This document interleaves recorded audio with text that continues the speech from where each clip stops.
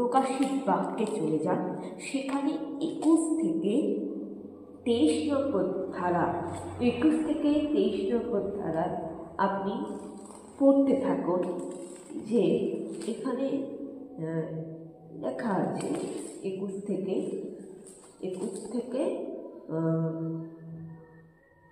23 নম্বর ধারা, সেখানে লেখা আছে যে যে অধর্মচারী, যে দুরাচারী,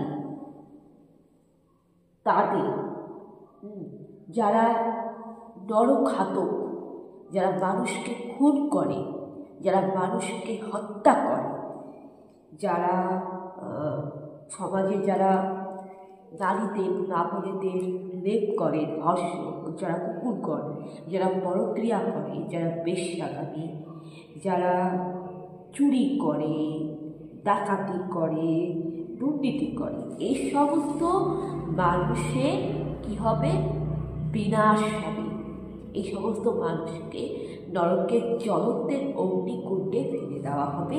এটা বাইবেলের প্রকাশিত বাক্য, প্রভু যীশু খ্রিস্টের শেষ বচন, 21 থেকে 23 নম্বর ধারা, 23 নম্বর চ্যাপ্টার বলা আছে যে ঈশ্বরের স্বর্গ রাজ্যের বাইরে রয়েছে, ঈশ্বরের রাজ্য মানে স্বর্গ রাজ্যের বাইরে রয়েছে কুকুরগণ, মায়াবিগণ, বেশ্যাগামী, পরক্রিয়াকারী, মিথ্যাবাদী, কুটচালিতা, যাদের মনটা অপরিষ্কার, যাদের মনটা নোংরা, যারা মনের মধ্যে শয়তানি বুদ্ধি, যারা মানুষকে খুন করে, যারা চোর ডাকাত, তাদেরকে স্বর্গরাজ্যের বাইরে বের করে দেওয়া হবে। তাদেরকে ঈশ্বর কোনোদিনও ক্ষমা করেনি, বাইবেল তাদের কোনোদিনও ক্ষমা করেনি। এবং তাদের যে বিনাশ হবে এটা প্রভু যীশু ভবিষ্যৎবাণী করে গেছেন প্রকাশিত বাক্যে। প্রভু যীশু বলে গেছেন যে কুকুরগণ, ধর্ষক, রেপটিস্ট, যারা রেপ করে, মায়াবিগণ, বেশ্যাগামী, পরক্রিয়াকারী, মানুষকে খুন করে, চুরি করে, ডাকাতি করে, দুর্নীতিবাজ, মনের মধ্যে শয়তানি বুদ্ধি, মিথ্যাবাদী, এবং যারা মা বোনেদের সম্মান দিতে যায় না, ইজ্জত দিতে যায় না, যারা মা বোনেদের শিশুদের উপর নির্যাতন করে, যারা মানুষকে খুন করে, যারা পবিত্র আত্মাকে নষ্ট করে, যারা দেহটাকে নষ্ট করে, শরীরটাকে, যারা শরীর মন আত্মাকে নষ্ট করে, তাদেরকে ঈশ্বর শাস্তির বিধান রেখে দিয়েছে এবং বলে দিয়েছে যে এরা নগরের বাইরে, এরা স্বর্গরাজ্যের বাইরে। আর ঈশ্বর বলে গেছে যারা সৎ ধার্মিক, যারা নিজেদের বস্ত্র, আপন আপন বস্ত্র ধৌত করে, যারা নিজের শরীর মনকে পবিত্র রাখে, তারাই স্বর্গরাজ্যে শ্রেষ্ঠ। তাই যেখানে ঈশ্বর এদেরকে ক্ষমা করেনি, সেখানে আমি আপনি ঈশ্বরের সন্তান হয়ে, ভক্ত হয়ে কী করে তাদের সংস্পর্শে থাকবো, কী করে তাদের সে অন্যায়কে মেনে নেব, কী করে আমরা তাদের সম্পর্ক রাখবো? আমাদের উচিত এই সব অন্যায়ের প্রতিবাদ করা, আমাদের উচিত এদের সংস্পর্শ ত্যাগ করা, আমাদের উচিত এসব অপরাধী অন্যায়কারীদের মেনে না নিয়ে, এদেরকে সহ্য না করে এদেরকে অ্যাভয়েড করা উচিত। এইবারে ভগবান প্রভু যীশু বলে গেছেন মধ্যলিখিত সুসমাচার 4-5 অধ্যায়, বলে গেছে পাপীদেরকেও ভালোবাসো, পাপীদের জন্য প্রার্থনা করো।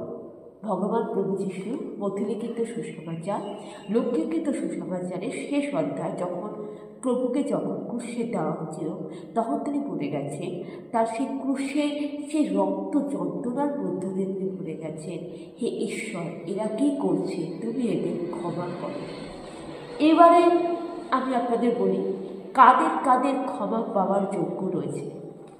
যারা মানুষের বিরুদ্ধে অন্যায় করে, যারা মানুষের বিরুদ্ধে অন্যায় করে, যারা আপনার সাথে করে অন্যায় করলো বা আপনার দোষ করলো, ভুল করলো, যারা খ্রিস্টের বিরুদ্ধে অন্যায় করে, তাদের ক্ষমা হবে। কিন্তু পবিত্র আত্মার বিরুদ্ধে যারা কাজ করে তাদের ক্ষমা হবে না। এটা গালাতীয় পুস্তক 5 অধ্যায় লেখা আছে। গালাতীয় পুস্তকে আপনি যদি গালাতীয় পুস্তকটা খুলেন, তাহলে গালাতীয় পুস্তকে 5 অধ্যায় আপনি বের করুন সেই গালাতীয় পুস্তকে 5 অধ্যায়, সেই গালাতীয় পুস্তকে 5 অধ্যায়, এই গালাতীয় পুস্তকে 5 অধ্যায় এখানে লেখা আছে, 4 এবং 5 অধ্যায় লেখা আছে, যারা বেশ্যাগমন, যারা ব্যভিচারী, যারা শত্রুতা করে, যারা হিংসা করে, যারা মার্তস্য, মদ্যপান, আফিম, ড্রাগ, অবিচার করে, যারা অন্যকে ট্রোল করে, ব্যঙ্গ করে, উপহাস করে, রঙ্গরস করে, এদেরকে ক্ষমার অযোগ্য।